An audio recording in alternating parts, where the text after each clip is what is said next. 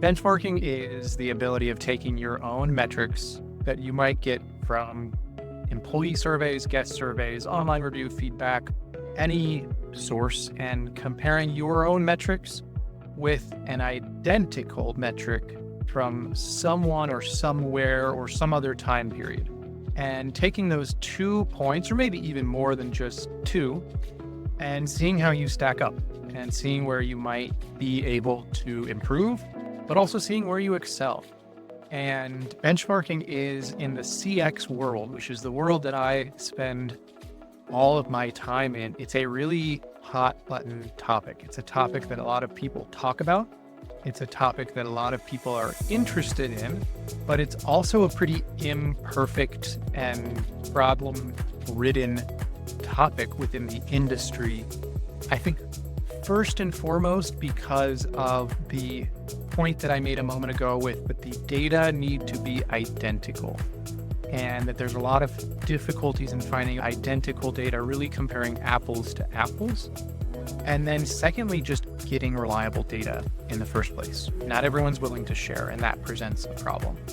And so there's some ways around it that we often recommend for our clients and just for the industry in general. And it can really unlock things. Bain & Company study that showed that organizations that benchmark broadly, could be different ways, outperform those who don't by 2.4 multiple, which is incredible. What does that really mean? It's hard to put value on that, but nonetheless, it shows that if you're benchmarking, that you really care about how you're performing relative to something else and that you're looking to improve. I think an important thing to distinguish within benchmarking that we often forget about is benchmarking does not have to be saying, okay, I'm hotel ABC, I'm going to compare my scores to hotel XYZ. That is benchmarking, but that is filled with issues and difficulties where there is a lot of value is saying, I'm hotel ABC, it's October 2024. How's October 24 comparing to October 2023, or comparing to year to date, or comparing to a time period? So you're really comparing against yourself instead. That approach, comparing your performance to your own past performance, removes all of that ambiguity and controversy, if you will, within the identical component. It doesn't have to be an identical metric because it is. You're using your own data, your own survey data, your own whatever it may be data. And you also then know where the source is. You know that it's valid. 7% of organizations report that they have access to reliable benchmarking data. And herein lies the problem that's actually really interesting. The problem is that a lot of firms, a lot of organizations in different disciplines and verticals aren't willing to share their own data. And I've seen a number of times where people have said, hey, we'd love to learn about our competitors' benchmarking. We want to know how all of our competitors are performing, but we're not going to give them our data. You can't share our data. And there's this expectation that data from your competitors is just freely available, but a lack of willingness to share your own.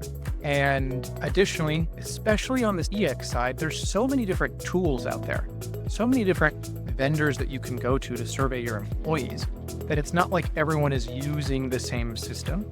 And so even that, if you Google what's a good net promoter score, what's a good CSAT, there's data out there. And I think it's actually not a bad thing to go through. There's some good articles out there. There are some good sources. However, it's not a comprehensive report.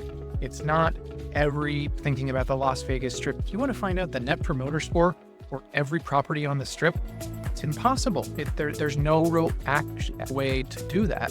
Whereas there are some things in the hospitality industry that are more readily available, like the Smith Travel Research, the STAR report out there.